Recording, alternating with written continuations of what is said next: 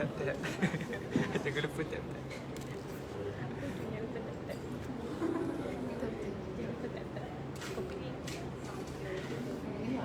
Tak singgit ke aku ni? Ya, aku rasa nak kaya. Baik, kau TikTok kan? Kau follow ke Syam ni? Tak tahu lah. Cukup Tapi session IG aku follow. Cakap session ni. Nampak tak live?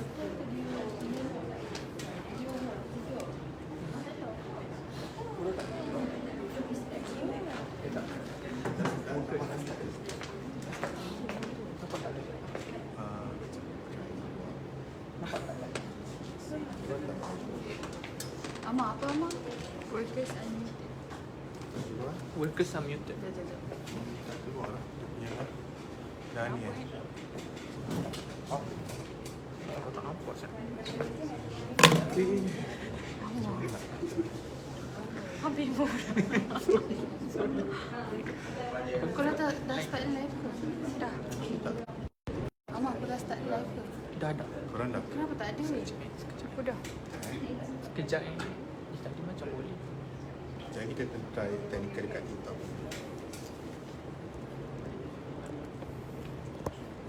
Ni kau. Macam lain. Betul. Tak kena. Kenapa macam sengit ni? Tadi okey je. Nak phone kau ke? Sengit tak?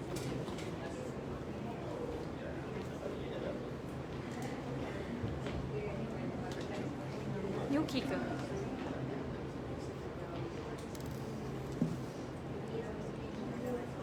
Tidak. Sepatutnya dah ada. Tak ada. Tak ada weh, tak ada weh. Tak ada. Tadi okey tu. Kau kena follow dulu. Dia boleh ke? Haa. Mana Amat dia? Cik kalau Tak ada baik ke jangan? Facebook ada tak? Facebook ada. Facebook ada? Itu end dulu. Berarti Tu Syazul. ada je. End balik. End ada. Sekejap kita tengah setting yang live kat TikTok. Sekarang TikTok live. Sebenarnya first time TikTok live yang ni. Ada satu viewers. Siapa satu viewers? Title. Cubaan suara. Title. Mungkin boleh tak seorang try masuk daripada luar, masukkan TikTok Insta kan untuk kita tengok kalau dalam TikTok macam mana. Ke dah try dah? Dah try tapi try. tengah dia kata tak start tapi dah start semua. A lot of viewers to Line kau request kuat to tak, join weh? you on video. Line okey je kan? Dan okey. Ya, okey. Line. Kalau aku tutup ni maksudnya orang tak payah request lah kan? Boleh masuk terus kan? Aku tutup ni. Okay, kita try satu. Okay. Nampak tak? Sekejap aku keluar balik TikTok aku. Tapi tak keluar. Ada tak? Ada siapa boleh nampak? Ada siapa yang boleh nampak live TikTok ni? Facebook boleh? Tak ada weh, TikTok tak ada. TikTok boleh? Dia tak ada? Oh, okey. Nak guna kau pun. Kan aku seorang je yang tak nampak. Sama dalam TikTok workers are muted. Kejap. Try. Tadi okey tu. Cubaan suara. Main balik. Hello. Macam Dr. Noti masuk je. Ke kena ada yang setting ke dia request mah? Tak ada.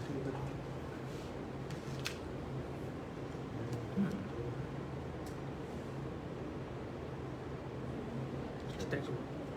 Privacy dia? Ha? Privacy?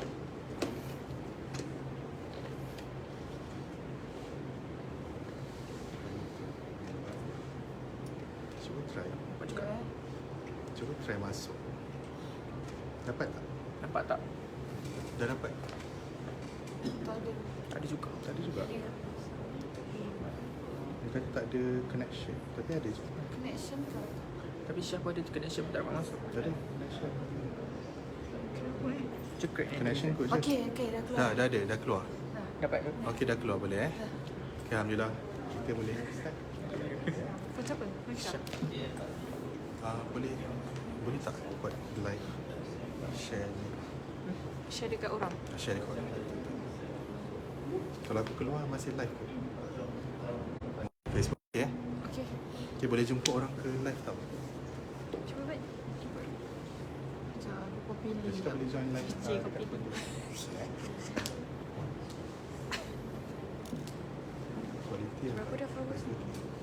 Sekarang dah 13 Wah, followers. rancak sini berempat.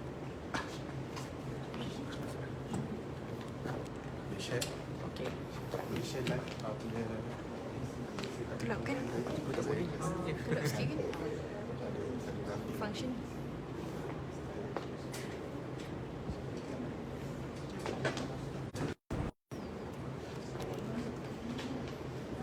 Weh, ramainya jom. Rashid dapat join dekat food. Dapat. Kita boleh start dalam 12 5 minit boleh? Lagi 2 minit. Sorry Syah. Tiba tak boleh. Telefon aku juga. Sorry. Sorry. Ya betul. Sekarang kita ada di Facebook. Okey boleh. Ramai kat jom. Okey. Rashka ready ke? Boleh ke? Start.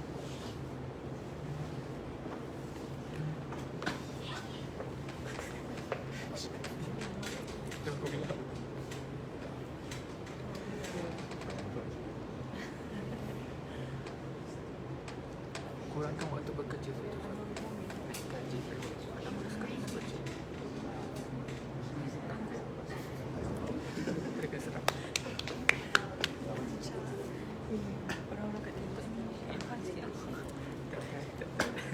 Kau tengok apa-apa lagi dah. Sakti. Tengok kita cakap.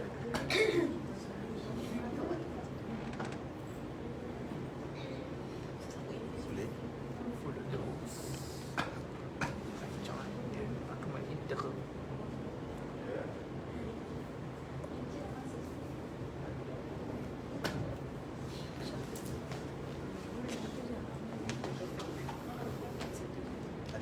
Satu lagi. Boleh?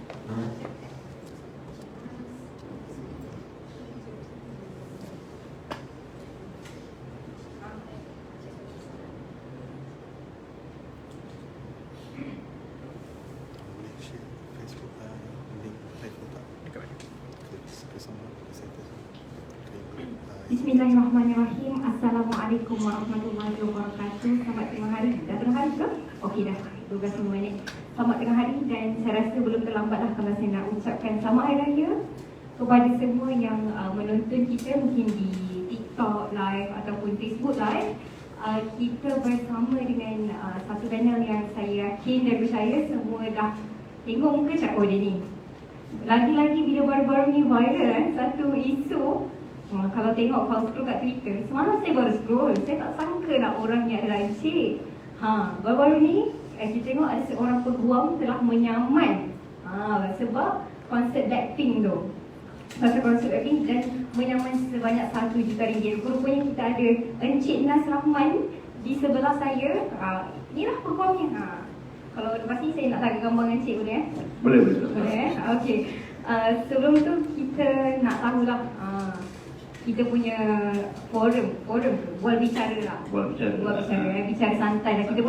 Kita santai-santai je. Walaupun kita duduk pakai macam formal, tapi sebenarnya sebab kita dah ready nak pergi rumah terbuka lepas ni. Mungkinnya pun sebenarnya rumah terbuka. Sikit saja. Macam lepas ni kita ada jamuan tu kat luar pihak penganjur. Ada juga. Jadi kita datang sebenarnya untuk rumah terbuka, tiba-tiba kena panggil untuk share. Okey, jadi kita nak berkenalan dululah dengan panel kita.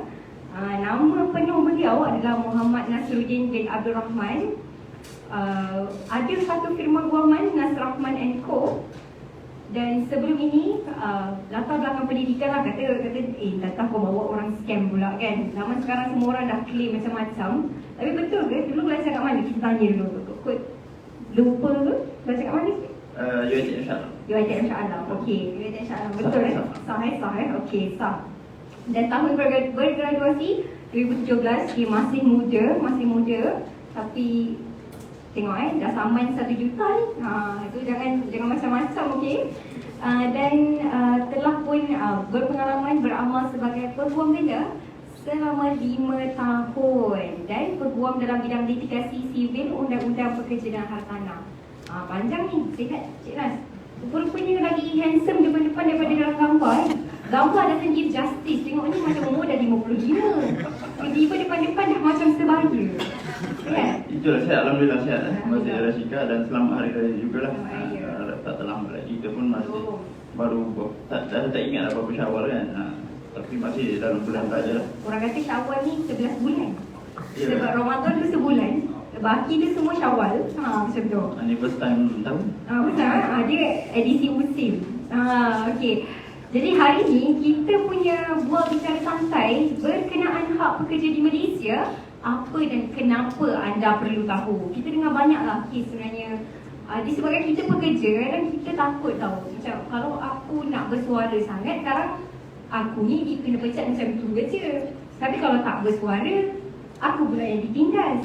Tapi kita pun tak tahu sejauh mana kita ada hak terhadap kita punya majikan dan apa yang kita perlu tahu sebenarnya. Jadi kita punya perkongsian lah hari ni dengan Cik Nas adalah untuk kita tahu sekitar hak pekerja di Malaysia, apa dan kenapa anda perlu tahu, dan kepada semua penonton yang sedang join kita dari rumah, boleh bertanyakan soalan. Kita akan entertain soalan tu sama ada daripada live Facebook dan TikTok. Dan kita juga dah kutip banyak soalan sepanjang kita punya promosi program ni, Cik.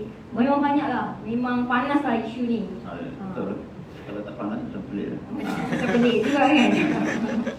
Sebab kita tengah sejuk. Jadi kita sebenarnya tengah bersiaran secara langsung dari Perpustakaan Musim di Ruknul Arabi. Jadi kalau kata ada orang awam kan, Ain kuat sikit, dia baru habis Ramadan ni, baru habis talaki dan tilawah Al-Quran tu kan, Cik. Sorry lah kan. Jadi boleh datang bersama-sama untuk memeriahkan kita punya perpustakaan, ataupun boleh terus join live kita lah. Jadi saya rasa panjang pula saya punya bogak ni. Kalau bogak ni tak habis. Itulah. Jadi Tak sikit lagi nak tanya soalan. macam bila nak tanya soalan ni kan. Okay, penonton kita pun macam aduh berceloteh banyak pula. Tapi tak apa, kita mungkin boleh mulakan soalan yang paling basic lah kan. Cik Nas Rahman, sebenarnya hak pekerja ni disebutkan ataupun digovern lah kalau kita kata bahasa undang-undangan. Dijaga hak pekerja ni, dijaga bawah undang-undang yang mana? Sebab saya pernah dengar Akta Pekerja 1953, 1955, katanya yang paling latest Akta Pekerja 1955. Sebab ada pindaan pada 2022. Mungkin boleh ceritakan sikit lah kan sebelum kita entertain soalan kan. Apa pindaan yang signifikan pada Akta 1955, Akta Pekerja? Okey, baik. Pada saya tajuk bual bicara kita hari ini kiranya tepat lah. Dan apa dan kenapa, itu yang kita perlu tahu. Tapi kalau kita tengok susunannya, sebelum kita tahu apa, kita kena tahu dulu kenapa kita nak tahu kan. Kalau kita tak tahu kenapa, dan kita pun dah tak berminat apa benda aku nak tahu kan. Dan untuk kenapa ni, kenapa kita perlu tahu pasal hak pekerja? Okey. Sebab kalau kita tengok Rasyika, data yang dikeluarkan oleh Jabatan Perakaan Malaysia pada tahun 2022 yang lepas, kita penduduk Malaysia ni kita ada 33 juta. Okey. Dan tenaga buruh adalah 15.1. Tenaga buruh dan luar tenaga buruh lebih kurang sama juga. Tenaga buruh ni maksudnya bukannya pekerja belum. Tenaga buruh ni adalah orang yang boleh bekerja. Okey, jadi kalau yang luar tenaga buruh tu macam sudahlah, macam mungkin ramai yang pelajar USM masih berada di dalam luar tenaga buruh lagi. Tapi yang tenaga buruh adalah 15.1 juta. Dan yang bekerja yang tidak menganggur adalah 15.06 atas sekarang. Dan beratus ribu yang menganggur. Jadi maksudnya separuh daripada population kita di Malaysia memang adalah pekerja. Itu pun sekarang kan. Maksudnya yang di luar tenaga buruh tu yang contohnya yang dah bersara, yang dah pernah bekerja, dah tak bekerja, diorang pernah juga berada di dalam alam pekerjaan. Jadi ini pekerjaan kita, sama ada yang dah masuk alam pekerjaan, yang tengah menghadapi cabaran di alam pekerjaan, dan kalau yang masih student, sama ada pelajar universiti atau pelajar sekolah, akan masuk juga ke alam pekerjaan. Jadi of course isu macam ni, isu pekerja, hak kita sebagai pekerja, kita nak, kalau boleh kita nak tahu lebih awal. Lebih awal lagi bagus, okay? Sebab kita cakap kan, kita punya peribahasa kan melentur lebihlah dari rebungnya kan. Jadi kalau kita tahu lebih awal, of course lah, benda itu akan membantu kita di masa akan datang. Sebab isu pekerja ni, ada masalah yang berlaku di antara pekerja dan majikan. Tak semuanya boleh diselesaikan dengan undang-undang. Okay? Tak semuanya boleh perlu diselesaikan dengan saman. Contohnya kebiasaannya ada yang boleh diselesaikan dengan negotiation bersama dengan majikan. Contohnya kita nak minta raise gaji ke, majikan tak nak confirmkan kita ke apabila kita probation dan sebagainya. Tapi benda itu akan membantu kita akan berada di dalam situasi yang lebih baik dari sudut untuk berundi jika kita ada pengetahuan dalam isu pekerja. Kita tahu hak kita dah. So majikan dah tak boleh nak bagi tahu apa-apa fakta yang tak betul. Sebab kita dah tahu ini mana boleh macam ni, bos tak boleh macam ni, saya tahu macam ni. Okey, itu yang penting. Itu yang kenapa dan apatah lagi saya tak boleh nak cannot stress more kepada yang dah bekerja sekarang lah. Macam yang contohnya klien-klien saya sebelum ni pun memang dia orang dah pernah hadapi benda ni kan. Contoh dibuang kerja dan sebagainya, lagilah perlu tahu tentang hak pekerja masing-masing. Sebab dia orang memang tengah dah masuk benda tu. Setiap hari ada kemungkinan dia orang akan berdepan dengan situasi di mana hak mereka mungkin akan dicabar oleh majikan. Ataupun majikan sendiri pun lagi perlu tahu juga hak pekerja. Sebab ada tak semua majikan pun yang kita dengar pun yang tahu, ataupun tak semua majikan yang kita selalu dengar majikan jahat, tak ada jahat, tapi macam yang tak kadang majikan tu jahil lah, bukan jahil lah, tapi ada yang betul-betul memang nak pastikan pekerja dilindungi haknya juga sama je. Itu yang kita perlu tahu kenapa. Dan kita proceed, bila kita dah tahu kenapa kita perlu tahu dan apa yang kita perlu tahu tentang hak pekerja. Okey, macam soalan Rashika tadi, betul lah, kalau nak tahu haknya, kita kena tahu apa punca kuasanya. Puncanya kalau kita ni anjuran daripada student law, jadi memang punca kuasa kita apa-apa adalah undang-undang, akta lah. Okay? Tapi isu pekerja ni bukannya akta kerja saja tau. Dia ada banyak sebenarnya akta. Tapi yang paling utama adalah akta kerja 1955. Okay, 55 tu memang akan kekal lah. Cuma pindaan akan selalu ada. Contohnya daripada paling latest 2022. Sebelum ni pun dah ada. Ingatlah dah memang sebenarnya hampir setiap tahun pun mungkin ada pindaan sikit. Almost lah, tak ada hampir tak ada setiap tahun. So yang utama akta kerja. Tu yang kalau kita sebut biasanya memang ramai tahu. Semua sebut akta kerja.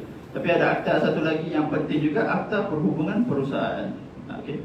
Kalau in the English Industrial Relations Act 1971 kalau tak silap, ke-67, Akta Perhubungan Perusahaan, Industrial Relations Act. Itu yang penting juga. Dan yang kemudian ada juga yang peraturan-peraturan. Okay? Sebab peraturan dia dibuat di bawah akta. Biasanya semuanya daripada akta kerja, dan banyak daripada akta itu digubal peraturan-peraturan. Contohnya peraturan-peraturan untuk pekerja separuh masa, part-time employee. Ada juga peraturan-peraturan untuk faedah dan penamatan, itu contohnya. Ataupun peraturan-peraturan tentang keselamatan penginapan pekerja. So, tapi ibunya adalah akta kerja lah. So memang contohnya even KWSP pun termasuk juga, terlibat juga dalam KWSP pun soalan hotline yang kita dapat. Betul, betul. KWSP, PKSO. Sekarang kalau yang mungkin kalau dulu kalau saya student saya memang tak tahu. Contohnya akta insuran pekerjaan, EIS. Even so masa tu saya macam ikutlah kan. Tapi bila masuk, kita dah keluar nanti, baru kita faham. Okey, KWSP itu biasa kita boleh dengar lah. So apa gunanya caruman so ni penting ke? Kalau kita tengok nasi gaji RM30 je, sikit RM15 macam tu je. Kalau insurans EIS tu lagi sikit, berapa ringgit. Tapi sebenarnya penting bila kita berada di situasi yang boleh kita nak elakkan, which is dibuang kerja. Tapi kalau kita tahu lebih awal, kita tahu kewujudan akta tersebut, dan kita bila jadi benda macam tu, dibuang kerja ke, kita ditindas dan sebagainya, kita dah tahu apa yang kita nak buat. Itu yang penting. Ini dari sudut akta. Yang pertama yang kita kena tahulah, yang saya recap balik, akta kerja, akta perhubungan perusahaan, KWSP, SOSO, EIS, dan ada beberapa lagi yang melibatkan, contohnya OSHA kan, Occupational Safety punya tu pun sebenarnya termasuk di bawah isu pekerja juga. Okay, itu di bawah akta. Yang kedua yang banyak kekeliruan, even saya yang saya menulis kan di FB dan Twitter dan sebagainya, soalan ataupun bila kita praktis kan di dalam bidang employment law ni, so banyak yang kekeliruan adalah tentang mahkamah kat mana kita nak filekan kes. Okay? Biasanya kita dengar sebelum saya masuk saya start praktis dalam employment, saya pun tak pernah dengar rasanya mahkamah buruh, mahkamah industrial court, mahkamah perusahaan. Yang saya tahu apa, civil court lah kan, sama ada mahkamah jenayah atau mahkamah sivil ataupun mahkamah tinggi, itu je yang kita tahu. Tribunal pun kita dengar je lah, tapi tak adalah kita tahu macam tu je lah. Betul, kan? Kita yang belajar undang-undang, tak lagi yang kat luar. Betul, kita tahu macam tu je. Jadi bila saya dah start, baru kita tahu kewujudan di antara mahkamah perusahaan dan juga JTK, Jabatan Tenaga Kerja. Ini yang banyak orang awam, pekerja-pekerja memang keliru kat mana bila nak filekan kes ke JTK. Yang banyak dikenali memang JTK lah. Diorang tahu JTK ni juga dikenali AKA pejabat buruh ataupun mahkamah buruh. Benda tu yang sama, tapi dia berbeza dengan mahkamah perusahaan, industrial court. So itu yang biasanya memang banyak penulisan saya selalu tekankan, industrial court lain dengan mahkamah buruh. Sebab industrial court, nak sampai ke industrial court kena lalu JPP dulu, Jabatan Perhubungan Perusahaan. Kalau tak sebut nama, dia dah berbelit lidah. Sebab ramai bukan JKK Jabatan Kuasa Kampung kan? Itu kita tak nak masuk.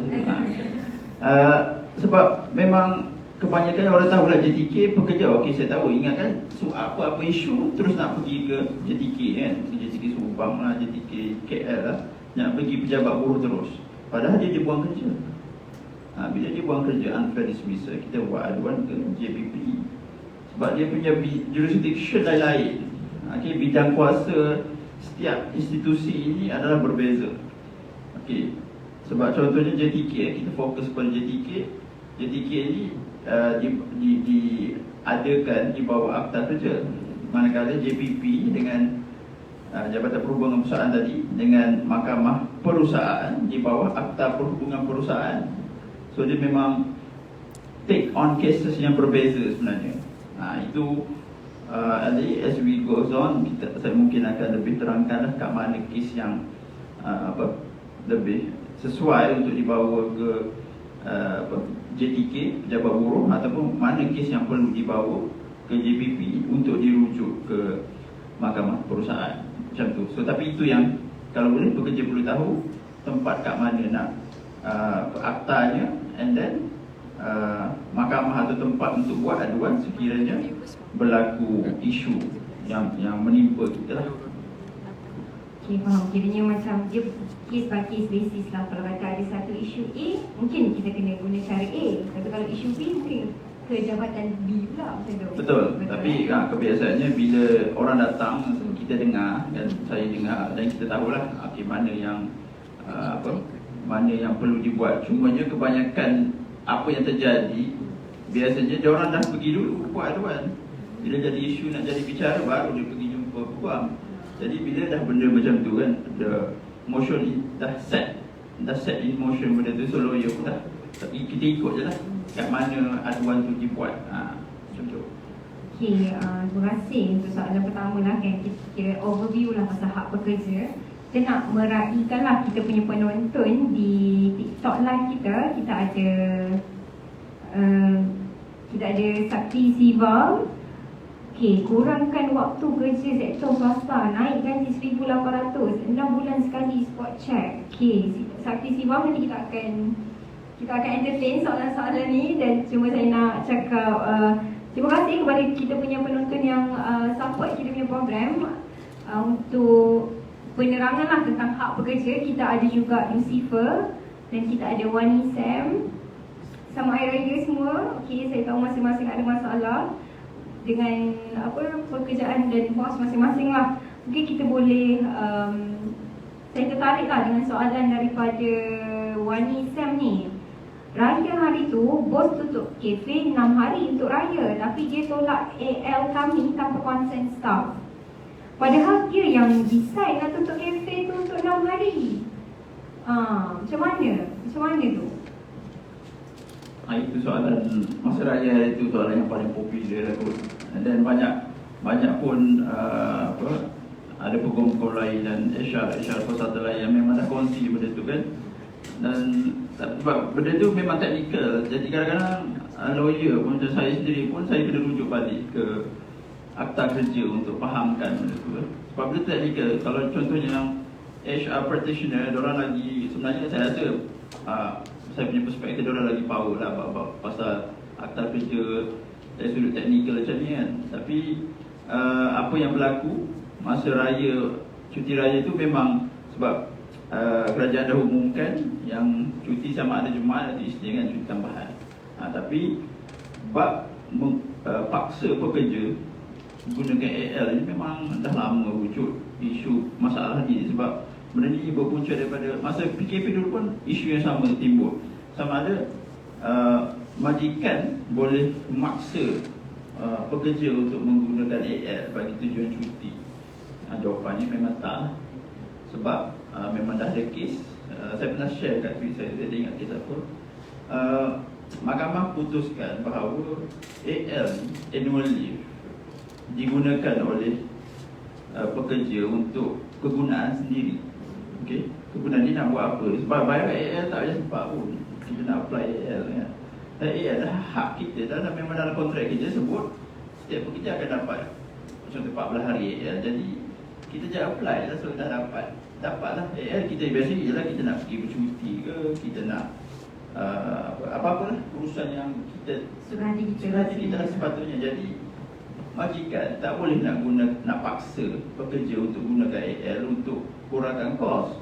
Sebab kenapa majikan paksa gunakan AL? Sebab dia tak nak bayar. Macam tu. Sebab kalau ikutkan, sebab dia, tapi cuma yang pelik je bila isu macam ni saya terfikir, sebab alang-alang kau dah tutup lah syarikat, tutup macam tu je lah. Dan memang nak tutup pun, so kenapa nak gunakan AL juga? Dah bagi je lah cuti. Memang majikan boleh je umumkan cuti sendiri pun. Sebenarnya kalau dah nak tutup office, tutup je lah. Sebab kecuali kalau pekerja itu mungkin AL dah habis, so baru dia pekerja yang akan minta unpaid leave ke dan sebagainya lah. Macam tu. Sebab kalau contohnya company itu memang buka and then pekerja tu nak cuti, so majikan dia ada dua option. Saya pernah dalam video tu pun, video TikTok saya pun saya pernah terangkan lah. Memang majikan ada dua option, sama ada benarkan tapi kena bayar kepada pekerja kadar yang lebih tinggi lah, ataupun kena ganti cuti macam tu. Tapi kalau dah tutup, memang nak cuti juga, then pekerja, kenapa pekerja pula nak guna AL je dah? Company dah tutup sendiri. Itu. Tapi jawapannya memang tak dibenarkan. So by right, kalau ikutkan apa yang boleh dibuat, sepatutnya jawapan senang kita buat aduan lah, kerja tikir kan. Tapi itulah, kalau boleh kita nak bincang dulu dengan majikan, bagi tahu majikan tak sepatutnya buat macam ni. Tapi by right, pekerja yang menghadapi benda tu berhak untuk buat aduan ke JTK lah. Kiranya Wani Sam mungkin boleh buat aduan lah pasal bos kat JTK. Saya harap menjawab lah soalan Wani Sam. Kita ada dari Lucifer. Kami kerja swasta, hak memang dicabar. MC tak boleh, nak staff kerja 24 jam, nak staff tak terjaga. Macam saya ada minta cuti sekira informatik is sesuatu event kan. Tapi in my case, bos tak nak bagi cuti. Bos tak approve cuti, siap paksa untuk apa ni? Apa ya? Siap paksa untuk MC, and waktu dah ambil MC dia finalize, dia finalis sebab saya MC pula. So pedih. Faham ke tuan? Tak faham, tapi cuma yang saya nak tekankan kepada pekerja, kalau kita dah tahu cuti sakit, annual leave, public holiday ni memang disebutkan dalam akta kerja. So itu memang hak kita. Memang dalam akta kerja dia dah sebutkan, okey, kalau kita kerja bawah 2 tahun, berapa banyak kita akan layak dapat. Kalau kerja 2 tahun ke 5 tahun, berapa banyak, 16 hari kata silap macam tu. And then kalau 5 tahun ke atas, ada lebih banyak. So memang secara spesifiknya benda tu dah haknya memang dah termaktub dalam akta kerja. And then sepatutnya direflectkan. Sebab tu kalau kita kerja, kita tak ada kontrak kerja pun sebenarnya tak ada masalah, sebab akta akan menjadi sandaran. Okey? Kalau ada akta ni sebenarnya dia macam minimum. Okey, kalau contohnya akta sebut minimum 14 hari untuk pekerja bawah 2 tahun. Tapi kalau majikan nak bagi 15 hari, okey lah, tak ada masalah. Tapi yang tak boleh bawah daripada tu. Dia jadi dia minimum. Itu adalah macam guideline, tapi akta ni memang dah enforce lah. So, kalau kurang memang terus jadi infringe akta, boleh disaman lah. Jadi isu minta cuti MC, cumanya pekerja pun kena ingat, majikan mungkin dah place sistem dalam nak apply cuti, sama ada cuti sakit ke ataupun cuti biasanya AL lah. So pekerja pastikan kena follow dulu peraturannya. Kalau contoh majikan cakap, okey, kalau nak AL boleh, tapi kena submit 7 hari sebelum nak cuti. So kena submit, ikut follow prosedur dulu, and then dah dapat kebenaran baru cuti. Jangan submit je, lepas tu pekerja majikan tak bagi cuti, terus tak datang juga. Jadi salah tau. Memang ada kes benda macam tu, memang siap kena buang, jadi kesalahan disiplin pula. Pekerja pun jangan kena ikut prosedur juga dalam isu hubungan antara majikan dan pekerja ni. Kedua-duanya mempunyai tanggungjawab masing-masing. Saya cakap dia majikan bertanggungjawab untuk menjadikan tempat kerja, memberikan kerja kepada pekerja. Pekerja secara balasannya selain daripada gaji, kita panggil implied punya obligation adalah kena setia, kena taat kepada majikan, kena ikut follow prosedur. Kita pekerja ni kita kena follow, kita yang kena follow prosedur. Sebab bila kita follow prosedur, so kalau majikan yang salah, biarlah dia yang salah. Jangan pula kita yang dah langgar prosedur, lepas tu bila majikan tak approve macam tu, kita bising. Padahal in the first place kita yang bersalah. Jadi susah nanti kalau buat aduan pun, diorang boleh bangkitkan isu-isu macam ni, rugilah.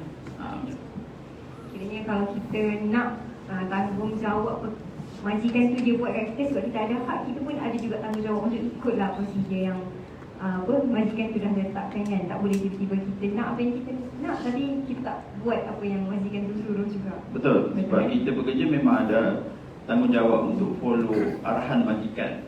Majikan jelah dia bos ni, majikan contoh syarikat memang dia menguruskan orang, menguruskan ramai. Jadi they have a policy yang itu perlu dipatuhi. Selagi mana tak bertentangan dengan akta kerja, perlu dipatuhi dulu oleh pekerja. Okey, mungkin kita teruskan ke soalan dari yang kita kumpul lah daripada kita punya dari Facebook, TikTok. Adakah pekerja part time termasuk dalam definisi pekerja di bawah Akta 1955? Ya. Pekerja part time yang ni yang ramai yang tak tahu. Sebab pekerja part time memang saya sebut tadi kan, akta peraturan-peraturan pekerja part time, pekerja separuh masa, tu memang dah ada. Dia cumanya haknya lebih kurang sama.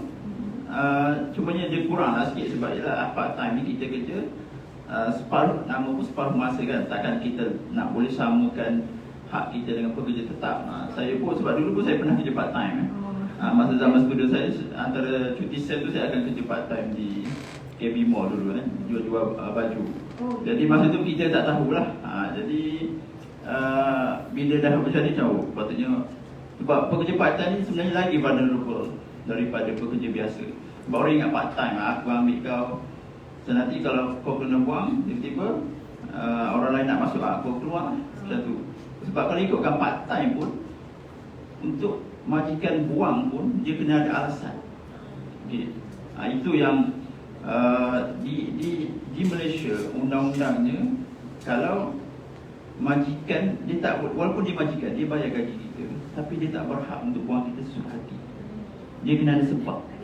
Dia kena ada alasan kukuh, ada panggil alasan yang munasabah. Contohnya biasanya ini kita masuk unfair dismissal lah. Contohnya masalah disiplin, sama ada prestasi kerja kita, ataupun kita fixed term contract ke, dengan kontrak tak renew. So itu yang kita panggil alasan, bukannya Bersebab lah. bukannya bersebab, bukannya tiba-tiba hari ni cakap Rashika tak payah kerja lah, tak payah kerja lah, saya tak datang. Itu bukannya alasan. So tak boleh macam tu. Itu untuk pekerja biasa. So pekerja separuh masa part time pun ada hak tersebut. By right boleh bawa ke JPP juga, dibawa unfair dismissal. Cumanya jarang kita dengar sebab satu, saya rasa mungkin pekerja part time sendiri pun tak tahulah. Sebab pekerja part time rasanya memang biasanya terdiri daripada student juga kan, ataupun masa saya dulu lah, sebelum kita nak keluar betul-betul ke alam pekerjaan, kita jadi part time. So lagi satu, kita pun mungkin jumlahnya pun nanti tak berpatutan, orang jaga tak berbaloi untuk buat. Tapi sebenarnya boleh, sebenarnya boleh buat. Dan sebenarnya kalau kes kan JTK, JPP, kalau kes dirujuk ke mahkamah perusahaan, kadang-kadang tak perlu buang pun. Ada ramai je yang orang awam buat sendiri benar. Tak ada masalah. Sepatutnya isu kos ke apa kan. Kalau ada kos, ada bajet, boleh lah nanti peguam ataupun MPUC kan. Macam tu. Tak susah prosedur. Prosedur susah lah. Tak adalah susah, tapi Boleh ada yang boleh buat. Sebab saya memang pernah ada klien tu, dia datang bila dia dah siap ujahan dah. Dia nak suruh saya buat ujahan je. Saya cakap, betul lah memang. Tapi yelah, masa cross dia memang marah lah. Kena hadap lah sikit kan. Tapi sebab tu kadang-kadang hakim bukannya dia nak marah ke apa kan. Tapi kalau sebab bila ada peguam, dia lagi memudahkan proses. Cumanya tak menghalang. Even kalau civil court pun sebenarnya boleh lah kita nak buat sendiri. Tapi memang susah. Memang susah. Even cumanya kalau di industrial court dengan di pejabat buruh, benda tu lagi common. Seseorang tak perlu lantik peguam sebab memang dia punya tribunal ni, sebenarnya dia macam lebih kurang tribunal. Pejabat buruh ni memang bertujuan untuk kurangkan kos. Sebab kita tahu civil ni, mahkamah civil ni memang kita tahu macam kena lantik peguam. So bila peguam equal to cost kan. So memang benda ni bertujuan untuk memudahkan orang awam lah. Jadi kalau siapa yang nak buat sendiri boleh lah, cuma kena research lah sikit. Sebab tu saya pun bila saya sharing ke apa, saya pun share je sahaja step. Memang step one by one. Right. Kalau baca posting saya tu, boleh je buat sendiri. Cumanya substance tu kita tak ajar lah, macam mana nak buat penyata kes tu. Tapi kita bagi tahu lah, kena faedah penyata kes, kena lepas tu nanti syarikat dia akan filekan pernyataan jawapan, kita kena falas balik dengan rejoinder. Semuanya cara nak buat tu kena discover sendirilah, kena baca buku ke macam mana ke macam tu. Tapi tak mustahil. Terima kasih. Kita ada penonton di live Facebook. Aisyah Tahir, soalan daripada Aisyah Tahir. Adakah pekerja kontrak pun layak dapat cuti tahunan dan cuti sakit sama macam pekerja sepenuh masa? Ada sebab pekerja kontrak, dia pun pekerja juga. Semuanya beza je kontrak je. Tu je. Cuma kita kena tengoklah nanti pekerja kontrak tu. Sebab dalam akta kerja dia sebut yang bawah 2 tahun berapa hari cuti. Sebab kalau nak sebut pasal cakap apa, cuti.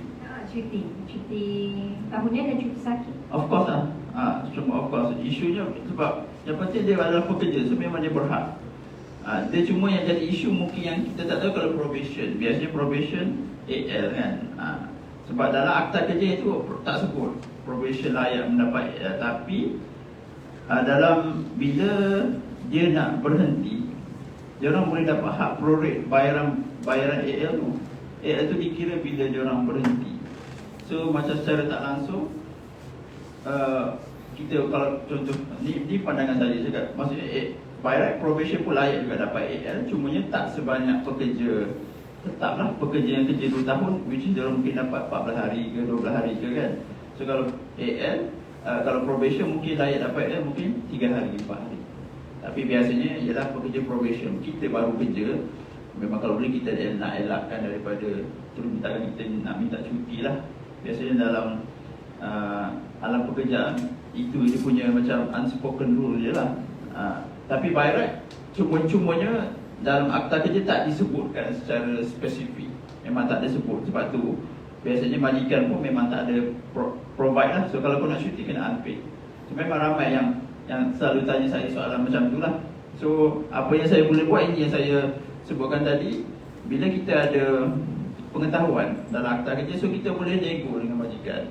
So masa awal-awal tu kita cakap, okay bos macam ni, memang ada akta kerja tak sebut yang probation, saya probation 3 bulan, 6 bulan ni layak dapat AL. Tapi kalau contoh saya resign ke apa, bos terminate saya, ada baki tu AL tu saya masih dapat.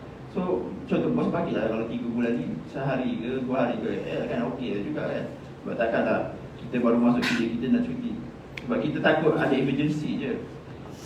Sebab kan takkan tak boleh cuti langsung 3 bulan. Kalau kita pun kalau boleh tak naklah cuti kan. Sebab kita pun nak bekerja, tapi tak ada unpaid leave tu yang. So saya rasa pengetahuan ni boleh digunakan untuk nego dengan berunding dengan majikan, bos minta macam tu. Cuma yang kita cakap, kita janji kalau tanpa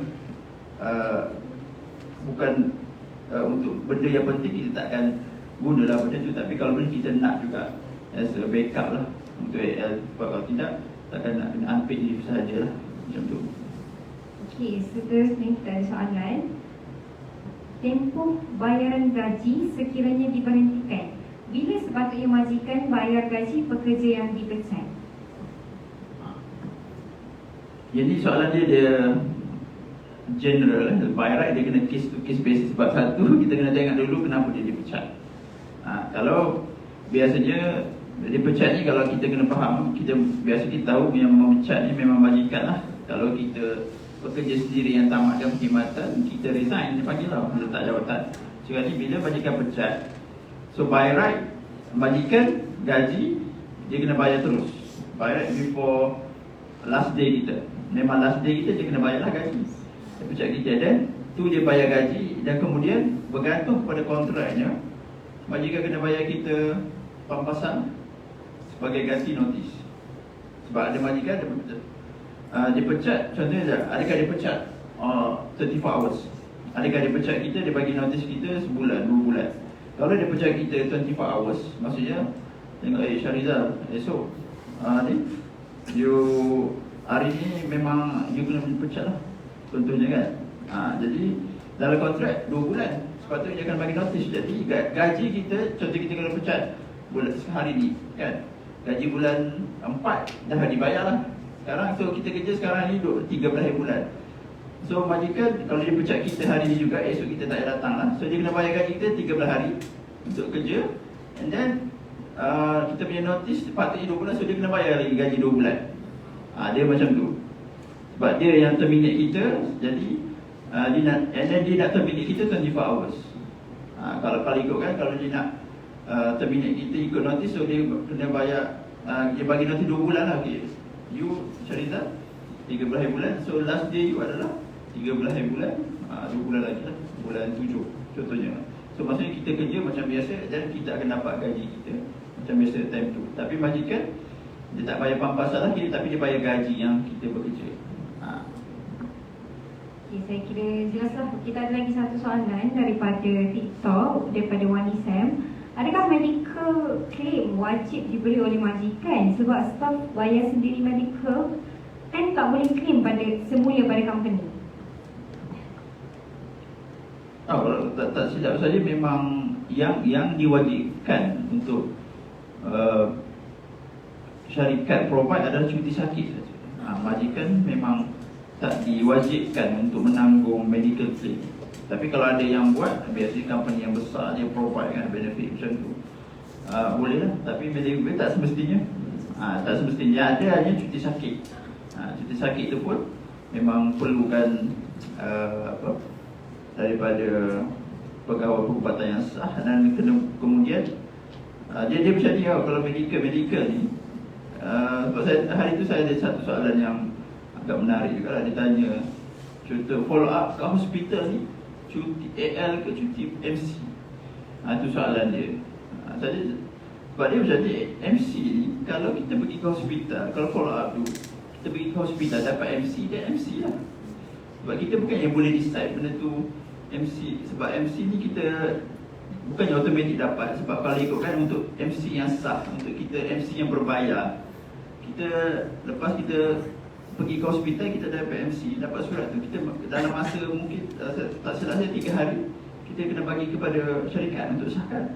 Sebab kalau kita tak berjaya, kita cakap kita follow up, kita tak datang, and then kita tak apply pun, contohnya EL ke apa kan, tapi kita cakap MC saja, kita cakap bos saya MC hari ni, tapi lepas 3 hari pun cakap mana ni MC, pun cakap tak dapat. So barat kita macam tak dikira tak hadir bekerja. So pekerja dia kena ingat MC tu memang kalau kita pergi hospital kita dapat MC, dan MC lah kita bagi je lah kepada bos kita kan, majikan untuk dia, sebab dia adalah cuti berbayar. Maksudnya kalau kita tak hadir, dia macam tu. Tapi kalau medical base tak diwajibkan. Okey, saya kira jelaslah yang soalan tu kan. Soalan seterusnya, kita ada soalan, gaji dikumpulkan selama 3 bulan barulah dibayar, boleh ke? Tak boleh. Tak boleh. Tak boleh, sebab gaji ni yang kita kena faham nanti kita kerja ni sebab gaji je. Memang terus terang tak ada siapa yang kalau kita kerja free tu namanya sukarela namanya. Okay, kita kerja memang nak dapat gaji. Kalau tak dapat kerja, what's the point? Okay. Jadi dalam jurisprudence ataupun undang-undang buruh di Malaysia atau di mana-mana pun sebenarnya, terma pembayaran gaji adalah terma yang paling substantial. The fundamental term of the contract. Kalau ini belajar root of the contract kan, root cause. So memang itu adalah yang utama, pembayaran gaji. Jadi apabila majikan tak bayar ataupun dibayar lambat, contohnya, ataupun dibayar kurang, itu adalah satu pelanggaran kontrak.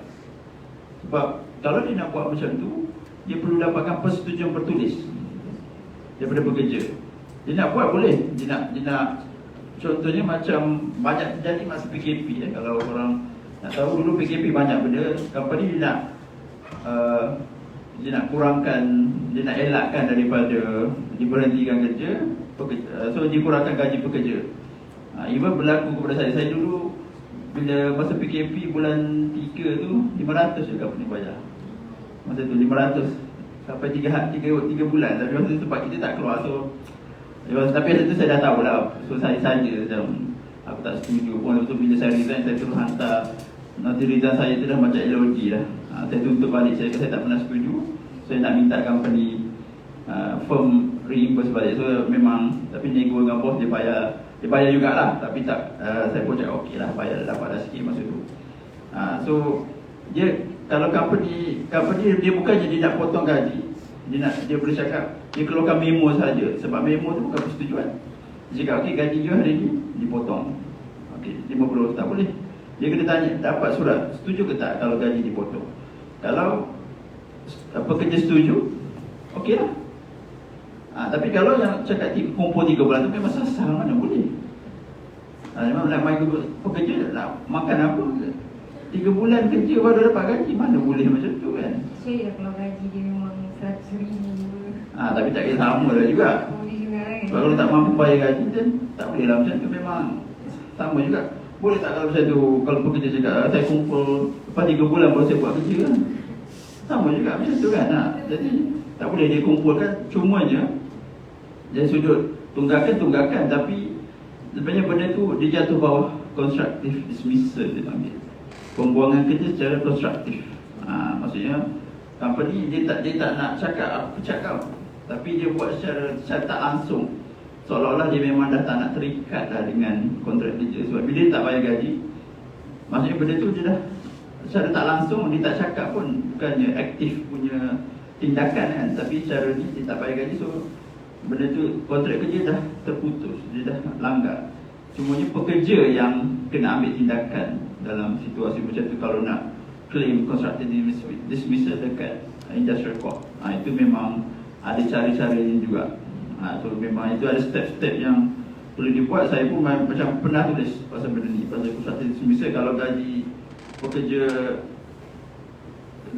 menghadapi situasi macam ni, contoh gaji dikumpul 3 bulan tak bayar, sepatutnya apa yang dia perlu buat, dia kena hantar dulu notis surat sama email ke WhatsApp pun tak apa, bagi tahu, cik bos, saya tak setuju ni, syarikat tahan gaji saya 3 bulan baru bayar, saya tak setuju. So kalau boleh dalam masa 7 hari saya minta syarikat terus disperse lah, saya punya bayar, saya punya gaji. Kena buat macam tu dulu, kena bagi tahu majikan yang kita tak setuju dengan benda tu. Dan kalau majikan masih berterusan benda tu, baru apa yang cumanya pekerja kena buat adalah kena resign, kena berhenti, kena tinggalkan kerja.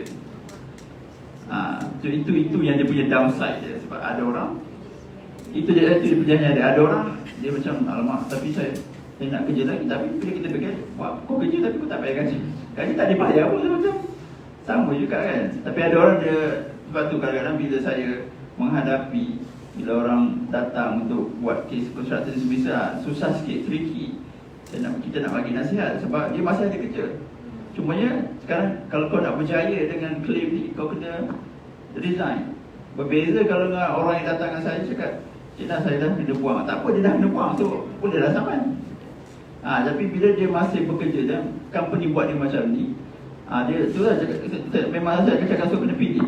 So kalau rasa nak tahan lah. Dan nanti tunggakan gaji je lah, cuma tak boleh nak claim constructive dismissal.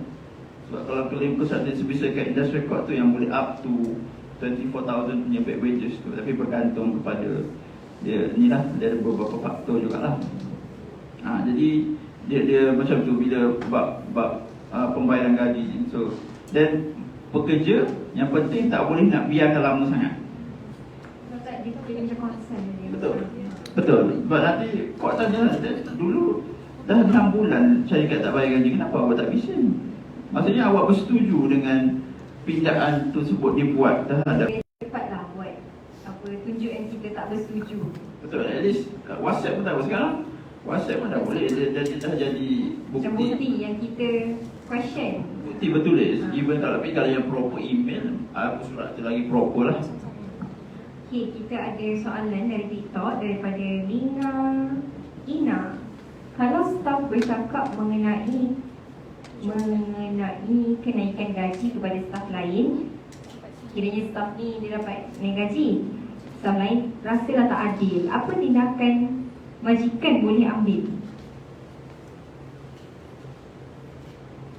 Dia kalau ikut kan sebenarnya memang biasanya even saya pun yang banyak overseas contract, nampak kontrak kerja ni memang ada banyak yang disebutkan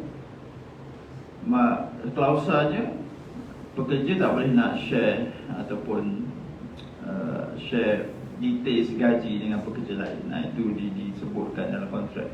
Tapi kalau ikutkan sebenarnya itu tak menghalang pun pekerja untuk sembang. Itu je. Sebab kalau ni contoh majikan nak ambil tindakan, boleh dia nak ambil tindakan tapi dari sudah apa? Adakah nanti dia nak buat sebab kalau ikutkan dalam akta pun dia tak melanggar, bukannya tak boleh nak share benda ni. Jadi persoalan kat sini, kalau majikan cumanya bila majikan nak ambil tindakan, kan pekerja pula yang akan ambil. Contoh dia kena buang kerja sebab benda ni, pekerja pula yang akan ambil tindakan untuk unfair dismissal. Tindakan boleh lah kalau majikan nak jumpa ke macam tu je lah. Tapi kalau nak buat tindakan legal mungkin susah lah. Kalau nak ambil, nak buat amaran ke apa kan, dan nanti pekerja pula akan persoalkan kenapa pula. Lagi satu, benda tu nanti akan jadi isu pembuktian pula. Macam mana kau tahu aku sembang ni? Itu satu lah. Tapi kalau soalan tu sendiri, apa tindakan ni terbaik ataupun pulang ke majikan, semuanya kena berhati-hati lah, takut nanti kan silap legal exposure pula berbalik pula kepada majikan balik macam tu. Saya harap menjawab soalan Ina. Kita ada soalan daripada budak gendut. Kalau isu basic 1,500 tapi bekerja lebih 20 tahun ke atas. Kira dah bekerja 20 tahun ke atas lah. Basic sama dengan orang baru. Boleh ke macam tu? Ini saya rasa bila perintah gaji minimum tu yang terbaru diumumkan oleh kerajaan, nampak memang banyak persoalan-persoalan yang dikemukakan oleh pekerja yang lama kan. Tiba-tiba pekerja yang baru gaji dia sama lebih kurang. Sebab perintah gaji minimum 1,500 ni memang untuk semua. Tapi tiada kewajipan untuk pihak syarikat selaraskan. Okey. Kalau contoh sebelum ni kan gaji 1,200 naik 300. Jadi kerajaan dia tak mewajibkan syarikat untuk naik gaji 300. Kalau yang gaji pada ketika itu 1,500 naik 1,800. Tak macam tu.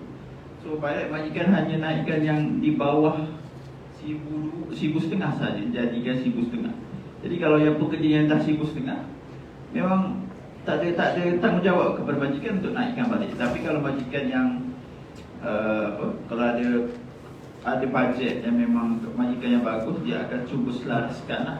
Tapi itu pun sebab dia kena fair kepada majikan, sebab nanti kan memang itu akan ambil kos yang lagi tinggi lah, sebab nak naikkan gaji untuk kerja yang kat atas pula. Tapi situasi itu memang kekal macam tu. Memang tak boleh nak buat apa. Yang kesalahannya kalau gaji bawah 1,500 saja. Kalau yang dah 1,500 tu bayar kat situ lah. Cuma yang tu boleh bincang dengan apa yang boleh buat, boleh discuss dengan majikan, tanya apa yang solusinya. Kita ada akhirnya kena bincang lah, sebab majikan tak buat. Kalau ikut dari sudut undang-undang, majikan dah comply lah pada undang-undang untuk 1,500. Betul. Okay. Kita ada daripada Osman Tes. Apa perlu buat bila majikan masih delay gaji bulan 4 2023 sedangkan sekarang sudah 13 hari bulan 5 2023? Okey, ini soalan sama juga macam tadi kan. Dan cuma yang ni saya nak lebih spesifik kepada bila pembayaran gaji. Okey, pembayaran gaji ni dah disebut dalam Akta Kerja juga. Memang ada secara spesifik bila majikan kena bayar gaji. Paling lambat adalah 7 hari bulan selepas dia bayar gaji. Contohnya, biasanya majikan bayar gaji kita bulan 4 hari tu, contohnya 30 hari bulan kan. So, untuk bulan 5 ni dia last untuk dia bayar gaji kita 7 hari bulan 6 lah. Dia tak boleh lebih 7 hari bukan dia tak bermaksud 7 hari bulan setiap bulan. Tapi kalau contohnya majikan bulan lepas dia bayar gaji kita 26 April, so dia tak boleh lebih 7 hari daripada 26 April pula untuk bulan seterusnya. Betul. Dia lebih kurang bukan, maksudnya last akan jadi 26 Mei tu sebulan. So dia 7 hari selepas 26 Mei tu last untuk dibayar gaji pekerja. Maksudnya 3 hari bulan 6 contohnya, kalau dah 7 hari. So itu last yang dia kena bayar gaji pekerja. So kalau dah melebihi, betul yang saya cakap tadi, make sure tanya terus majikan. Cakap, cik kenapa gaji saya lambat? So tanya terus, WhatsApp ke, email ke, tanya. Kalau boleh masukkan pada tarikh sekian dalam masa seminggu, boleh tak? So kalau majikan tak bagi penjelasan, okey sebab ni bank ke apa, okey lah, faham lah, kita tunggulah dulu kalau dia nak. Tapi kalau dah benda berterusan sebulan, 2 bulan, so mungkin boleh ambil tindakan constructive dismissal lah, macam tu. Okay. Terima kasih. Kita ada soalan daripada Nur Aisyah Azman. Macam mana kiraan cuti tahunan jika pekerja decide untuk berhenti pertengahan tahun? Cuti tahunan 12 hari setahun. Saya baru dapat soalan ni semalam rasanya. Ada orang tanya. Sebab dia tanya macam ni, kalau ialah kan setahun, kalau kerja yang bawah 2 tahun, kita dapat 12 hari AL. Jadi kalau dia resign pada tengah tahun, adakah dia dikira 12 hari terus ataupun separuh je? Dia kira separuh lah. Sebab biasanya kan bila kita resign ataupun kita company bagi notice untuk kita resign, so kita boleh gunakan baki AL untuk cepatkan. So dia tanya, so kalau 12 hari dan dia tak pernah guna lagi, contohnya dah 6 bulan, dah dekat masuk bulan 5 ni, dia tak guna lagi 12 hari tu. So bila dia resign hujung bulan 5 ni, contohnya misalnya, adakah masih dikira 12 hari ataupun dikira prorate, contohnya menjadi 6 hari. So jawapannya mesti 12 hari lah. Maksudnya baki AL kita untuk tahun tu. So dia boleh cepatkan lah. Sepatutnya last day dia adalah, kalau last day dia sepatutnya 31 bulan 5, and then kalau dia ada AL lagi 10 hari, so jadi 21 bulan 5 lah dia punya last day. Dia macam tu. So kita boleh minta untuk company untuk gunakan AL untuk cepatkan tarikh last day kita. Tapi kalau company tak nak bagi, nak juga kita kerja sampai last day boleh, tapi dia kena bayar prorate tu lah. Prorate AL kita ikut kadar upah kita. Okay, terima kasih. Saya harap menjawablah soalan Nur Aisyah Azman. Seterusnya kita ada Hadik Wani. Bolehkah majikan membuat termination terhadap pekerja tanpa surat hitam putih? Ini yang berlaku pada one of my clients. Dia pemandu lori. Dia kerja pun, masa masuk kerja pun tak pernah dapat offer letter. Dan bila dibuang pun majikan cakap macam tu je mulut, dibuang kerja. Tapi dia tahu hak dia. Dia buat aduan polis. Maksudnya dia tak tahu, tapi dia buat report polis dan dia buang kerja. Sebab kalau ikutkan bukti yang majikan terminate pun pada tak ada kalau ikutkan. Jadi bila dia buat aduan ke JPP, kalau ikutkan, kalau betul majikan tu cuba, sebab masa tu majikan pun tak datang untuk runding nama yang JPP, so kes dirujuk ke Industrial Court, memang menang lah. Sampai ke sudah majikan tak datang, so menang terus lah. Macam tu. Tapi kalau ikutkan, semuanya bahaya lah. Kalau ikutkan pembuangan tu tak boleh. Cumanya dia jadi sudut. Nanti kalau ialah sebab dia lisan saja. Jadi kalau WhatsApp ada kan bukti yang kau dah dibuang. Tapi kalau lisan, bila kita yang buat kes pekerja, buat aduan ke Industrial Court ni, kalau ada, dia berbeza. Kalau korang tahu kan plaintiff dengan defendant kan, plaintiff kita yang memulakan kes, kita saman di Mahkamah Sivil, kes kita yang akan start dulu. So saksi-saksi kita dulu, lawyer defendant akan cross saksi kita. Tapi kalau dekat Industrial Court, bila kita bawa kes unfair dismissal, pihak syarikat yang sudah start dulu kes. Pihak syarikat, so saksi pihak syarikat dulu naik. Sebab apa? Pihak syarikat yang kena buktikan pembuangan ni adalah pembuangan yang fair. Tapi itu kalau ada surat. Kalau ada surat penamatan, maksudnya memang dah ada surat, so senang. Maksudnya mahkamah syarikat bila dia kena bagi tahu, okey, kita buang ni memang ada alasan munasabah. Jadi pekerja hanya akan perlu defend saja. Cakap tak, ini adalah tanpa alasan yang munasabah. Tapi kalau tak ada surat, sepatutnya ataupun constructive dismissal ataupun forced resignation, pekerja yang kena start case dulu. First kita kena buktikan pembuangan kerja berlaku. Kita kena buktikan yang majikan buang kita. So kalau bertulis, kalau secara lisan, macam itulah, kena bagi tahulah. Cuba bagi tahu haknya lah. So kalau majikan tu tak deny, tak nafikan memang dia buang pekerja, tak apalah, senang. Tapi kalau majikan yang, kalau kadang-kadang ada majikan dia bercakap, tak ada, mana ada, kita orang tak pernah buang pun, tapi esok dia dah tak datang kerja lah. So kalau macam tu, kalau betul macam tu, kita tanyalah, okay, kalau pekerja tak datang kerja seminggu, kau ada keluarkan surat surat disiplin ke tak? Kalau tak ada, maksudnya betul lah kau buang. Macam tu adalah cara untuk kita lawan. So adalah logiknya macam tu. Sebab kalau betul pekerja kau tak datang, takkanlah kau senyap je. Mestilah sebab kau dah buang. Macam tu lah. Jadi itu yang berlaku. So kalau soalan tu tadi, kalau dia tanpa surat, memang lagi kuatlah kes unfair dismissal tu. Even kalau ada surat sebenarnya, cuma kalau ada surat tu lagi senang. Tapi kalau tak, sebab kalau tak ada surat, lagi dah majikan tu dia nak bagi tahu apa, kenapa kau buang dia, lagi dah tak ada sebab.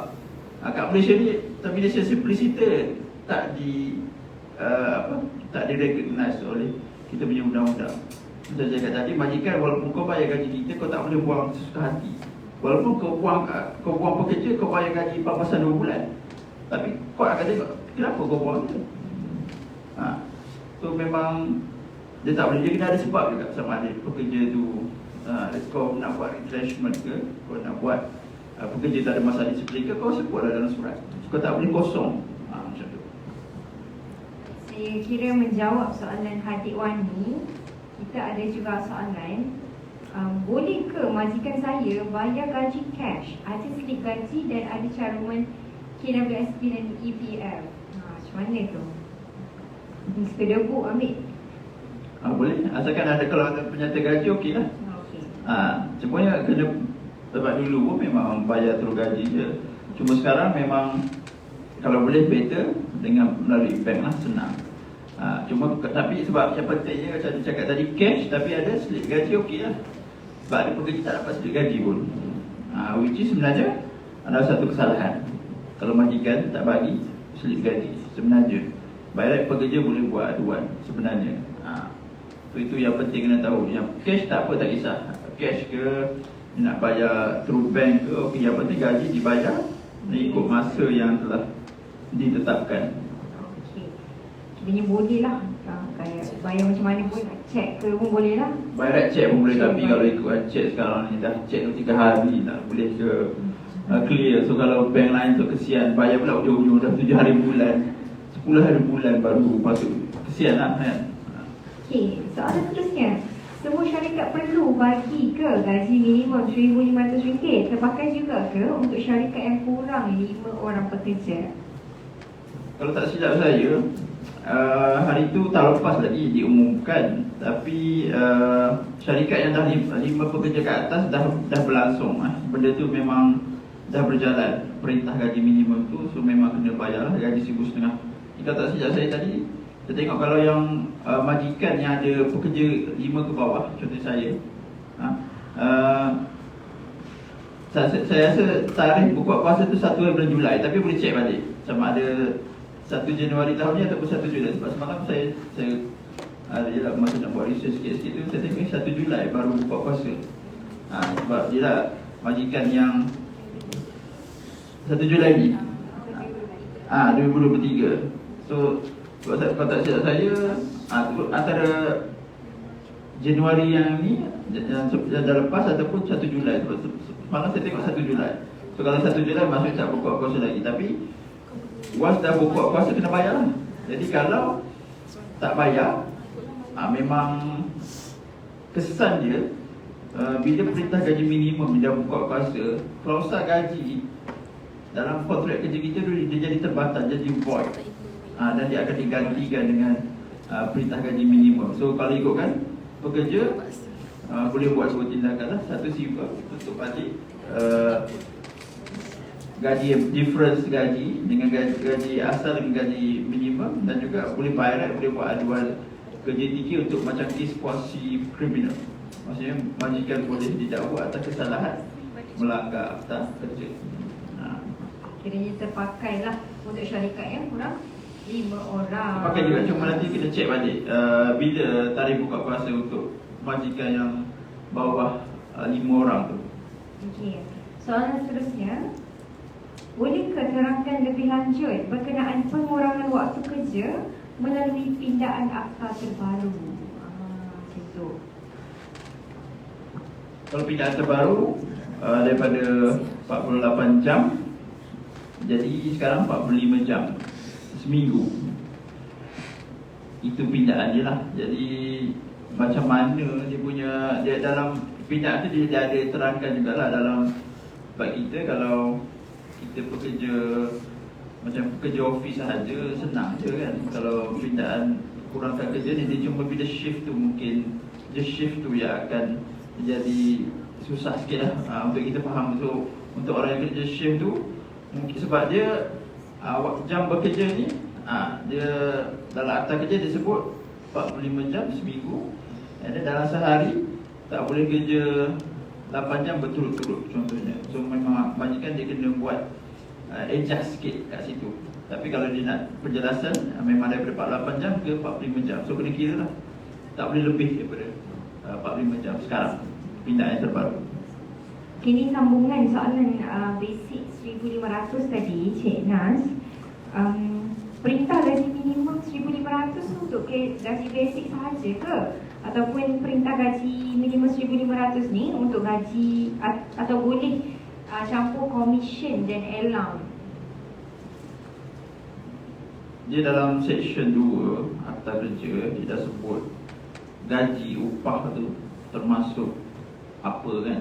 Dia yang tak termasuk tu allowance yang tetap sebenarnya termasuk daripada gaji kita. Kecuali yang allowance yang tak termasuk adalah allowance travelling. Itu tak termasuk dalam gaji. Jadi banyak majikan yang masalahnya hari tu dia cuba, ialah selama ni dia orang bagi 1,200, allowance dia bagi 1,300, contohnya macam tu kan, dia nak bagi basic dia 1,200 saja. So sekarang bila gaji 1,500 allowance dia kekalkan. Maksudnya memang 1,500 juga. Maksudnya gaji pekerja tak bertambah pun. Ini yang saya rasa memang ada FAQ yang dikeluarkan oleh JTK yang dia ada soalan ditanya, adakah dibenarkan untuk majikan kurangkan allowance kat sini supaya match Jabatan Tenaga Kerja jawab memang tak boleh lah untuk dia nak kurangkan allowance supaya dia tak perlu naikkan kos dia macam tu. Saya harap menjawab soalan Nur Aisyah Azman. Kita ada juga Sheila Ila. Soalannya, sign kontrak bekerja 2 tahun. Selepas 6 bulan dah dapat confirmation letter as a staff. Adakah kontrak tu masih on?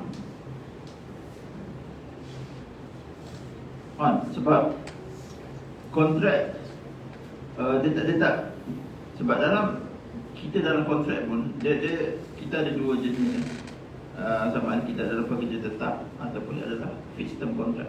Kalau yang ini mungkin dia adalah fixed term kontrak 2 tahun. So even kita sebagai fixed term kontrak 2 tahun pun boleh akan melalui tempoh probation juga. Jadi walaupun dia dah confirmation sebagai pekerja tetap, tapi kontrak dia tetap dia pekerja kontrak lah. So memang masih last day dia kalau 2 tahun. Kalau majikan tak renew, dan habislah kontrak dia. Saya harap menjawab. Seterusnya, what can we do if we see a worker being forced to work more than 24 hours non-stop? What can we do Pekerja tu sendiri kena buat. Sebabnya tak boleh lah. Memang dalam Akta Kerja memang dah jam bekerja tu dah diterangkan secara spesifik. Tak boleh, memang kena ada rehat. Even dalam sehari pun berapa jam je. Memang contohnya dalam tempoh 8 ke 10 jam tu kena ada berapa jam rehat. Contohnya sejam rehat, memang kena setengah jam rehat. So kalau 24 jam lagi lah. Itu dah jadi. Dan sekarang pun kalau pinjaan Akta Kerja yang terbaru, majikan dah tak boleh halang pekerja untuk meninggalkan tempat kerja. Jadi satu kesalahan. Maksudnya kalau majikan nak suruh, yelah kita kerja daripada pukul 9 sampai pukul 6. Jadi bila kita nak balik, majikan tak boleh nak halang. Itu pindaan, antara pindaan terbaru. Jadi memang kalau 24 jam lagi lah. So apa yang boleh dia buat aduan lah. Itu aduan kerja dikit. Jabatan Tenaga Kerja. Kiranya tadi tu kalau kita nampak ada orang yang bekerja lebih masa tu, kita boleh buat aduan ke Jabatan Tenaga Kerja. Saya harap menjawab soalan. Seterusnya daripada Shiva Smile. Kenapa sesetengah security company langsung tak ada cuti? Susah nak cuti, bila cuti tolak gaji. Macam mana? Saya rasa banyak kes-kes yang security ni, pegawai security ni memang antara banyak juga yang saya dengar pun yang banyak kena tindas macam ni lah, bila isu cuti dan sebagainya. Cumanya sebab undang-undangnya hak mereka dah ada kat situ. Sama ada keberanian sajalah untuk buat aduan sebab cuti ni. Tapi itulah kita pun tak boleh nak secara general. Kalau kita contohnya kita boleh simpulkan bahawa pekerja tu, security guard tu dah mohon cuti secara ikut prosedur dan sebagainya, tapi masih tak diluluskan. Itu kita kena tengok juga alasan kenapa tak diluluskan. Adakah tak cukup orang? Adakah tu banyak faktor-faktor lah. Tapi kalau secara general tak dapat cuti langsung, itu memang salah lah. Sama ada dia macam ni, dia sama ada adakah dia ada cuti. Memang contractually dia memang dapat cuti lah, bayar sepatutnya ada. Cumanya tak, dia orang tak boleh nak enjoy cuti tu ya, itu berbeza lah. Kalau memang dalam kontrak pun tak ada cuti langsung, itu memang salah terus. Jadi sama ada dia ada cuti tapi bila minta tak dapat, minta tak dapat. Kalau keadaan ni berterusan, bayar boleh bawa kerja teacher dah untuk tengok macam kenapa susah sangat. Kalau betul setiap kali alasan minta cuti tak cukup orang, so buat apa kita dapat cuti kan? Ada potongan cuti berbayar tu. So yang itu kena tengok daripada sudut yang macam tu. Kiranya menjawablah kan, kita sebenarnya memang kena ada penuntukan cuti tu. Betul, sebab peruntukan tu memang dah ada. Percutian cuti sakit, AL tu memang dah disebutkan. Tu tak tahu by right, kalau tak ada kontrak kerja pun kita buka akta, pergi ke section 60. Itu memang dah ada dah. Okey. Daripada kita ada soalan seterusnya daripada Gobisha 179. Abang nak saya buat OT kat tempat kerja manager suruh buat. Dia nak buat OT lah kot, manager suruh. Tapi bos tak bayar OT sebab company mengalami kerugian dan mereka tukar department shift malam kepada pagi dan pagi tukar malam. Boleh ke? Itu untuk jawab secara tepat memang kita tak tahu. Boleh, saya sambungkan sikit lagi. Okay. Saya dah buat aduan di pejabat buruh tapi tak ada tindakan yang diambil. Kalau ikutkan, dia OT ni kena ingat tau, OT ni kerja lebih masa kita kena minta dengan kena maklumkan dulu kepada majikan untuk OT. Ada kita tiba-tiba nak kerja OT dan benda tu kena kelulusan. Okey, kita dah kerja OT 3 jam, jadi kita kena submit benda tu kepada kita punya supervisor ke bos kita ke. Dan bila dia luluskan baru kita berhak untuk dapat bayaran OT. Kita tak boleh just shock sendiri, cakap bos saya dah kerja semalam OT 5 jam. Tapi bos tak luluskan tak boleh juga. Sebab benda tu kan OT ni bukannya keperluan bos. Contohnya kita tak siap kerja kita, seperti kita nak OT mana boleh. Kalau bos tak bagi tak boleh lah. Dan maksudnya kita kerja, kita sendiri yang bekerja. Kecuali lah kalau bos yang arahkan kita OT itu lain. Bila dia arahkan kita OT sendiri, cakap memang kau kena OT, okey lah. Dan dia tak bayar, tu bos salah. Tapi kalau kita sendiri yang nak bos hari ni saya nak OT, okey. Lepas tu bila dah siap, kita kena submit lah benda tu dapat kelulusan, baru kita boleh bila dia tak bayar, baru dia tak boleh, baru yang majikan dia bersalah. Sebab ada kes yang tuntutan OT palsu berlaku, memang sampai ke mahkamah, JTK banyak. So sebab itulah undang-undangnya macam tu. OT ni bukannya pekerja sendiri punya hak untuk buat OT. Kena maklumkan majikan betul-betul, majikan kena tengok apa yang kita kerja kan, OT tu kan buat apa. Saya nak menjawab soalan Gobisha.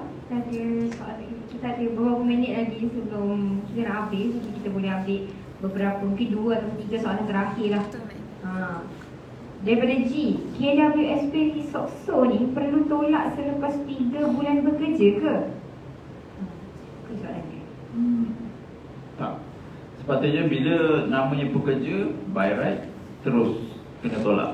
Kat sini ramai yang mungkin tak tahulah, sebab ataupun biasanya kalau part time ke ataupun probation, dia bos cakap dah confirm baru aku bayar. Sepatutnya tak macam tu. Sepatutnya daripada awal kita masuk kerja bulan first pun dia dah kena carut. KWSP dia kena tolak kita punya. Sebab memang tak betul. Bila kita fikir, sebab saya dulu pun masa part time saya selalu macam buat apa tolak KWSP lah. Lepas tu kan kita nak dapat gaji 3 minggu kerja dapat gaji, nak enjoy kan. So kalau tolak KWSP rugi lah kan, tolak sikit. Tapi kita kena ingat, carum KWSP tolak gaji kita tu satu, tapi majikan pun kena carum 13%. Kat situ yang banyak.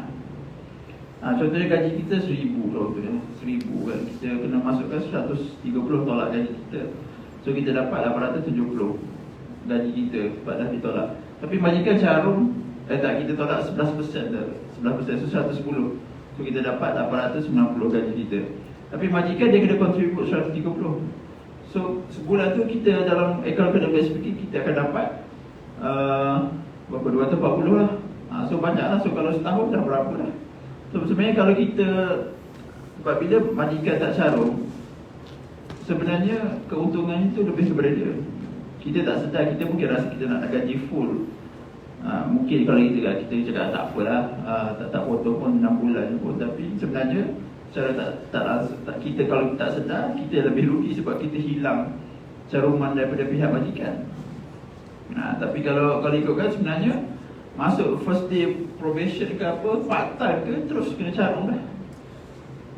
Itu yang kena tahu.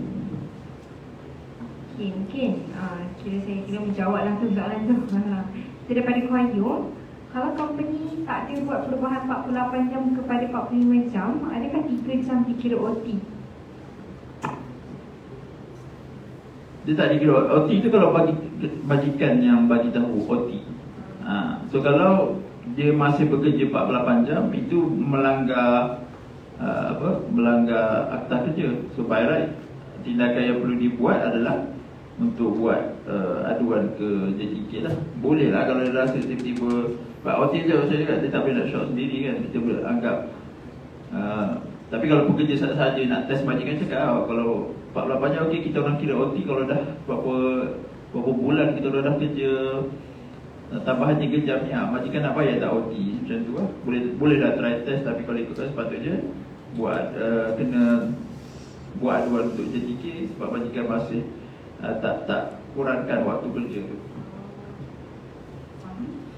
Mungkin soalan lagi 2 lah kot, Last. Boleh? Boleh. Nak minum air dulu tu? Tak boleh, Okey. Boleh lagi. Apa tindakan yang boleh kita buat kalau majikan tak bayar EPF tapi tolak dari slip gaji setiap bulan? Okey, saya rasa yang ni pun memang banyak berlaku. Dan sama juga benda ni terjadi kepada saya. So apa yang saya buat adalah tapi betul penting untuk kita nanti kalau contohnya kat depan saya nanti korang dah kerja, buka account KWSP yang online. Okey. Sebab nanti baru kita boleh check sendiri kita punya KWSP masuk ke tak. So dulu macam saya tengok tiba-tiba slip gaji saya dapat. So memang dipotong gaji saya kan. Tapi bila check tak masuk. Mana boleh macam ni, dah tak masuk. Lepas tu yang company punya pun lagi dah tak carung. Itu satu hal tu yang dia potong kat kita pun tak masuk juga. Jadi lagi itu memang satu kesalahan di bawah akta KWSP. Jadi apa yang kita boleh buat, macam itu saya buat, saya terus hantar email kepada syarikat. Saya tanya, saya tak terus sergah lah. Kita cuba diplomatik, kita tanya, saya tengok slip gaji dipotong banyak ni dah 3 bulan dipotong. Tapi bila saya rujuk balik kepada akaun saya secara online, tak masuk. Jadi boleh tak saya tanya bila pihak syarikat akan bayar. Jadi kita sebagai pekerja, kita cuba, kita yang bersikap profesional dulu. Kita jangan terus nak marah je kan. Untuk pirate memanglah hak kita, tapi sebaiknya kita tanya elok dulu untuk mengurangkan isu. So kalau tiba-tiba majikan perlu bayar, tak apa lah, okey lah, selesai lah masalah kan. Tapi kalau by right, tapi kalau majikan masih kita dah tanya macam tu dan tak bayar lagi, dia boleh buat dua perkara sebenarnya dalam isu macam ni. Sebab bila majikan tak bayar, dia potong dan dia tak carung, dia macam hutang sebenarnya. So satu, kita boleh buat aduan ke KWSP bahawa majikan melanggar akta KWSP. Yang saya sebut tadi macam kuasi kriminal. So KWSP akan buat siasatan. Adakah majikan akan langgar, dan kalau ada kesalahan disabitkan, dia orang akan buat dakwah.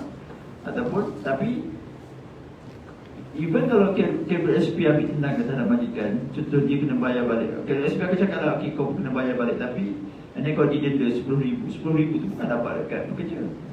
So kalau majikan masih enggan untuk bayar balik, so pekerja boleh buat tuntutan melalui receiver. Boleh receiver, contohnya nanti buang untuk isukan notisi tuntutan KWSP yang dah tertunggak, caruman pekerja yang ditolak dan juga caruman majikan. Boleh buat. Biasa memang even KWSP cakap tu dah, kita dah buat ni pun, so encik buat secara civil je lah. Civil macam mana, ikutlah dalam dia keguam macam mana lah. tu boleh buat. So dalam kes WSP macam ni ada dua option boleh dibuat oleh pekerja. Saya kira jelas lah. Ini kita ambil satu soalan terakhir daripada G, daripada kita penonton kita lihat. Kalau kita tak ada confirm letter, company boleh berhenti 24 jam ke? Dia tak boleh. Dia macam confirmation letter untuk sama ada kita pekerja tetap atau tak. Tu dia yang diberhentikan tanpa notis ni biasa je. Kalau orang tanya sebenarnya mungkin dia tak, orang ada keliru dengan sama ada kontrak kerja ada ke tak. Sebab kalau ada orang tanya, tapi saya tak ada kontrak kerja, so saya boleh, kalau saya resign, saya boleh resign 24 hours ke? Tapi kalau macam tu, saya cakap, even kalau tak ada kontrak kerja secara bertulis pun, akta tu masih ada. So kalau pekerja, dia macam ni, kalau kes pekerja ni, kalau isu kontrak, kalau ada kontrak, kita ikut kontrak. Walaupun contohnya notis penamatan, kalau ikutkan pekerja yang bawah 2 tahun dia nak resign, dia kena bagi sebulan, minimum 4 minggu. Tapi kalau dia ada kontrak kerja, dia boleh bagi 2 minggu je. So bila dia nak resign, dia ikut kontrak. Tapi kalau dia tak ada kontrak, so dia walaupun dia kerja baru bawah 2 tahun, so memang dia kena bagi kontrak notis sebulan juga. Macam so sama juga kalau majikan nak tamatkan perkhidmatan dia, tak boleh nak buat sesuka hati, tak boleh nak buat tanpa notis ataupun memang 24 hours lah. Tak kisahlah dia pekerja tetap ke tak. Even kalau probation, biasanya orang cakap kalau probation mungkin 2 minggu ataupun sebulan. Sebab probation biasanya majikan dia nak, kalau dia nak get rid of that pekerja, so dia, kalau dia nak cepat kan, so mungkin dia akan buat notis 2 minggu saja. You bagi notis 2 minggu, ataupun kalau I nak terminate you, I bagi notis 2 minggu. So macam tu. Dan selepas kau fix, baru benda tu jadi sebulan ataupun 3 bulan. Macam tu. Tapi kalau bukan isu kita pekerja dah confirm ke tak, memang majikan nak terminate kena ada tempoh notis. Kalau tak ada kontrak kerja, memang kena ikut akta kerja minimum sebulan. Saya rasa jelas lah, lebih daripada jelas lah tu untuk soalan terakhir kita hari ini. Kerana itu saya nak ucapkan terima kasih lah kepada semua penonton yang berada dalam talian, sama ada yang mengikuti kita daripada Facebook Live ataupun TikTok Live, dan penonton yang bersama-sama kita di Perpustakaan USIM. Terima kasih sampai ke hujung bersama kita. Saya kira lebih daripada mungkin 15 soalan ataupun 20 soalan lah. Ya, tak sedap lah. Sampai tak cukup, sikit lagi. Nasib baik kalau kita buat lagi setengah jam, mungkin air kena tambah, botol lain kena ready. Bawa dia tarik terus. Terima kasih banyak kepada Encik Nas Rahman sebab bantulah kita untuk memberikan awareness kepada student dan orang di luar sana tentang apa hak pekerja yang sebenarnya bila kita dah masuk dalam industri bila bekerja kan, mungkin saya sendiri belum betul-betul bekerja secara formal, ada EPF so tu kita tak nampak sangat lagi. Tapi bila kita dah hadapi benda tu, kita jadi tertanya, kalau keadaan macam ni apa yang aku kena buat, kalau keadaan macam ni apa cara untuk naikkan ataupun claim my right. Jadi terima kasih sangat-sangat kita ucapkan kepada penganjur program kita, Klinik Guaman USIM.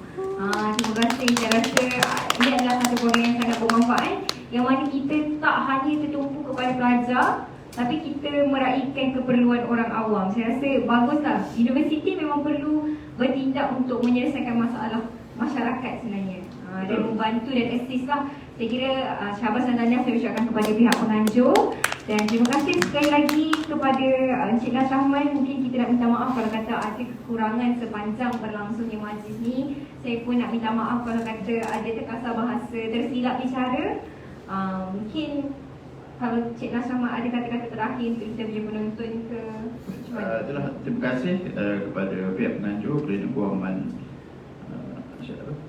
USIM dan fakulti lah, kerana dan sebab even in my personal opinion pun saya rasa ini adalah satu program yang sangat bagus, dan saya Alu-alu tak ada alu-alu. Kadang saya suggest lah kepada student yang masih terus tak lepas lagi. Kalau ada subjek elektif industrial relation tu better ambil. Sebab saya dulu saya tak ambil. Saya ingatkan apa benda industrial relation kan. Pada nama dia macam tak connect langsung. Kita tak tahulah apa je industrial relation ni. Pasal pekerja indah kan, pasal kerja-kerja industri ke apa. Jadi mesin. mesin ke apa kan. Kalau dia tulis employment law, kita tahu dia rupanya undang-undang kerja kan. Tapi kalau korang ada peluang, contohnya sebab saya tak tahu subjek elektif di offer pada tahun berapa kan. So kalau ada peluang, ambil. Sebab benda tu will go a long way lah kepada career korang. And then saya harap pun saya memang puji penganjur kerana punya idea lah dan kesanggupan untuk membuat program-program seperti ini. Dan saya rasa program yang sangat bermanfaat lah. So jadi kalau apa yang ada kekurangan daripada saya minta maaf lah. Mungkin saya pun ada, saya harap apa yang saya sebut tu, yang saya dah jawab memang tepat ikut akta. So tapi kalau ada yang tersilap ke apa, itu boleh saya mak balik nanti. Untuk saya pada yang terlepas pandang. Okey, dah cakap. Terima kasih. Jadi saya kira sampai situ dulu kita punya bicara santai. Mungkin kita ada hak pekerja 2.0, 3.0 sama-sama kita nantikan. Dan kita meraihkan lagi kalau kata kita punya penonton ada tidak tanya soalan. Betul. Tapi bukan untuk sesi kali ni lah. Kita dah lama ni nak pergi rumah terbuka ni. Dah terbau-bau rendang ni. Jadi insyaAllah kita akan jumpa dalam edisi yang akan datang. Siapa tahu kalau ada. Jadi kerana itu kita ucapkan terima kasih dan Assalamualaikum. Bye.